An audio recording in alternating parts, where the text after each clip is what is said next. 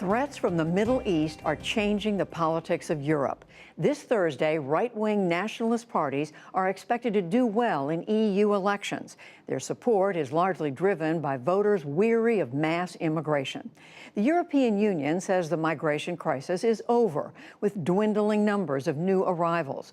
But as special correspondent Malcolm Brabant reports, on the Greek island of Samos, the crisis is far from over. Perhaps it's worse than ever. Welcome to what they call the jungle.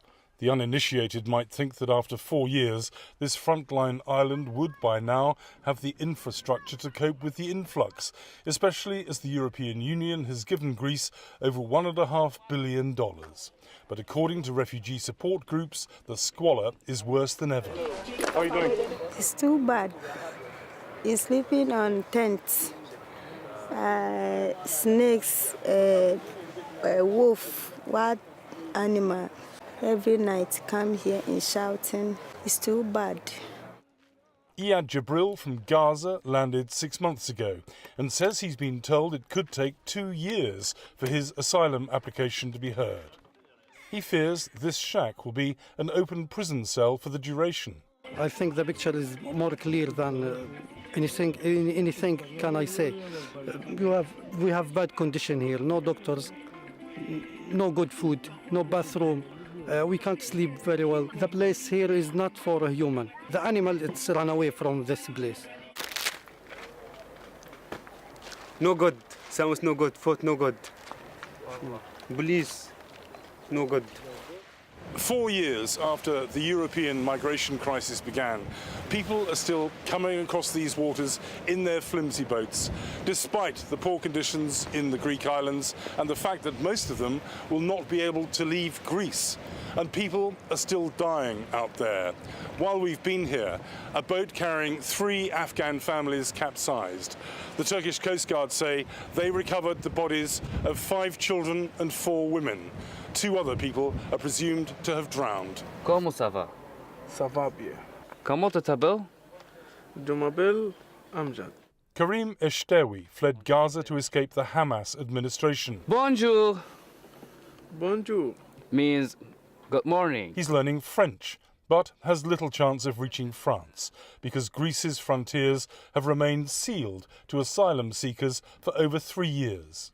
We came here to serve the countries which will save us.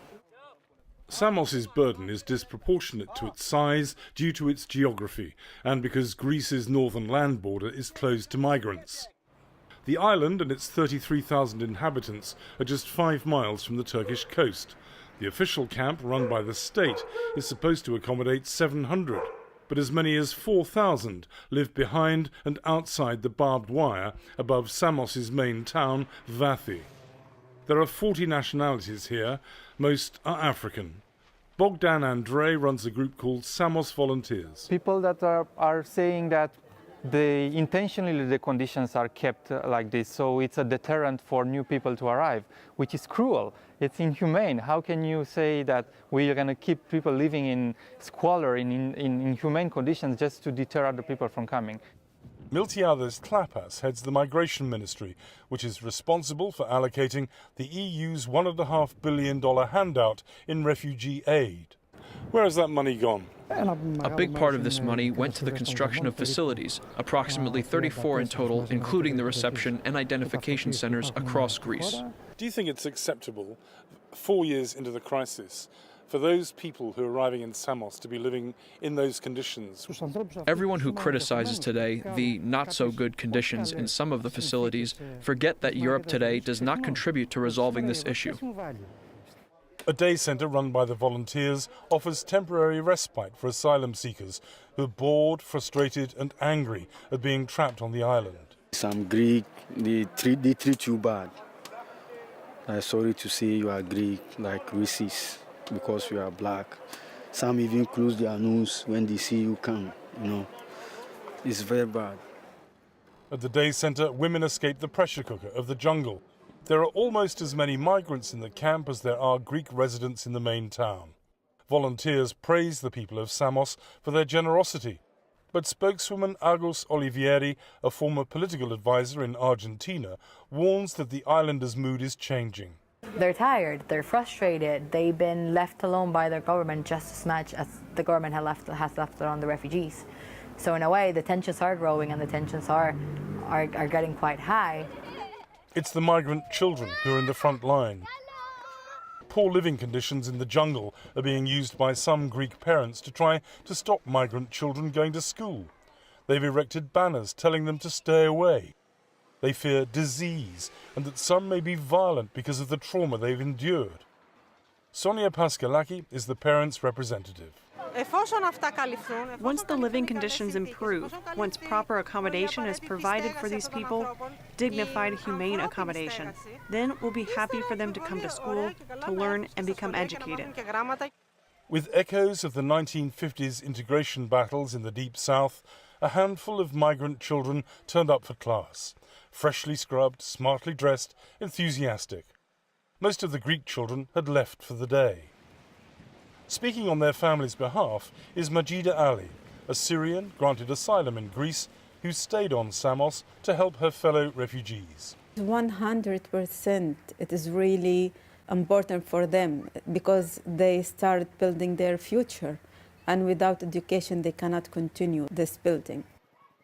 But teacher Marco Peccioni believes some form of segregation is necessary. There are existing structures where they could be taught in a separate way, because definitely the level, you can't teach, let's say, someone who does not know Greek the same way you teach someone who knows Greek, definitely.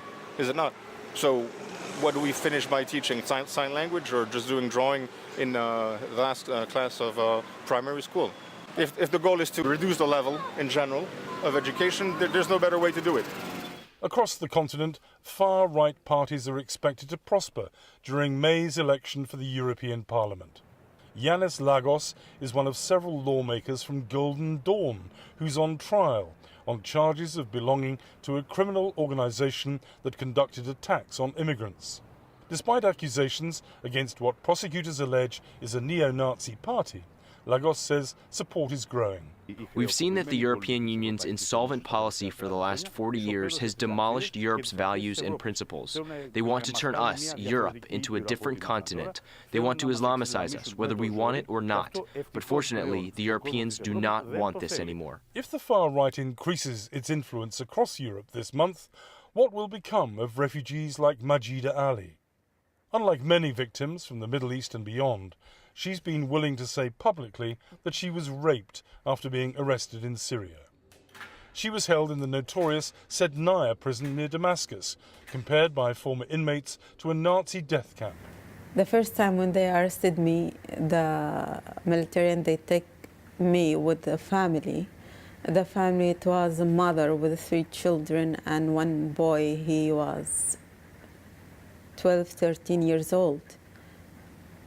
And they raped the mother in front of her child, the boy. And then because the child tried to protect his mom from the rape, and then they shot the boy in front of his mom. Majida could have left the darkness of Samos, but believes she has a duty to stay and help. The authorities are planning another camp in Samos. Islanders are angry that their once idyllic vacation destination may soon have 2 permanent ghettos. Samos is bracing itself for another summer of overcrowded rubber boats. Here, the migration crisis is never ending. For the PBS NewsHour, I'm Malcolm Brabant in Samos.